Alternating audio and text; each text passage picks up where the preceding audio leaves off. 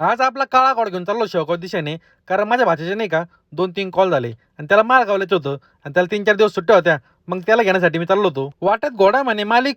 मग त्याला भूक लागली होती, त्याला थोडं पेट्रोल पाजलं. मग गंगापूरमध्ये आलो, बालाजी डेअरीमध्ये. कारण इथले पेढे नाही का माझ्या भाच्याला खूप आवडते. पेढे घेतले आणि आता मला लागणार होता गंगापूर ते कायगाव रोड. आणि हा रोड लागला ना तर माझ्या अंगाला काटाच येतो. मी म्हणतो आमदाराला नाही का डायरेक्ट मोटरसायकलवर बसून आणावं लागणार या रोडवरती.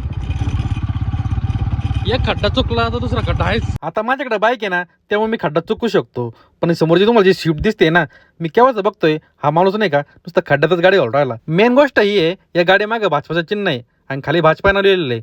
म्हणजे हा माणूस एखाद्या पदावरती असेल भाजपामध्ये. बोलायचा मुद्दा फक्त एवढाच आहे की मी जेव्हा या रोडने येतो ना तर माझ्या मनात तेवढा शिव येते ना. आणि या रोडने येणारा प्रत्येक जण शिव देत असन, पण हा स्विफ्टवाला कोणाला शिव देईन हा प्रश्न मला पडला होता. तर 8 किलोमीटरचं अंतर होतं, पण असं वाटलं की 80 किलोमीटर आलो काय. नेवाच्या वाटायला न जाता सलबतपूर मार्गी डायरेक्ट कुकाण्याला आलो. कुकाण्यापासून फक्त शेवगाव 20 किलोमीटर अंतरावरती आहे. आणि शेवगावमध्ये आल्यानंतर आर्यनसाठी पिझ्झा घ्यायला गेलो, कारण त्याला नाही का पिझ्झा लय आवडतो. त्यानंतर मी घरी गेलो आणि मी जायच्या आधी भाऊ तो बाहेर हजर होता. गेल्या गेल्या कार्तिक लगेच पिझ्झावर भेटला होता आणि मला पण भूक लागली होती. आणि ताईने आज डाळबट्टी केली होती, मस्त मी चुरून खाल्ली. आता सगळ्यात मोठं चॅलेंज हे होतं, कार्तिकला घेऊन जायचं होतं मालगावला, ते पण आर्यन समोर. तेव्हा आम्ही आर्यनला एक नवीन स्टोरी सांगितली. त्याला 2-3 दिवस बोर्डिंगला पाठवून देवा. 2-3 दिवस इथं फटके खाल्ले त्यानं बोर्डिंगमध्ये.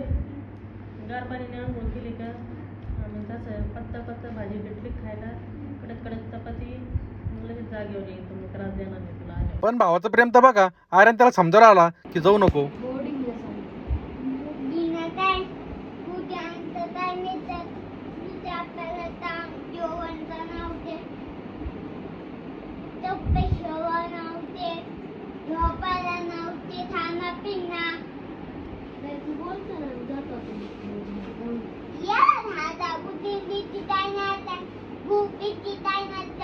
आर्यनने त्याला लई समजून सांगितलं, अरे जाऊ नको, तुला हाताने कपडे धुवा लागन, दूध बिस्किट पण भेटणार नाही.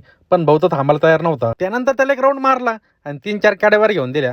तेव्हा कुठं भाऊ शांत झाला. तर 2 चॉकलेटमध्ये भाऊ भावाला विसरून गेला होता. तो विसरला, पण तुम्ही विसरू नका. लाईक पण करा आणि फॉलो पण करा.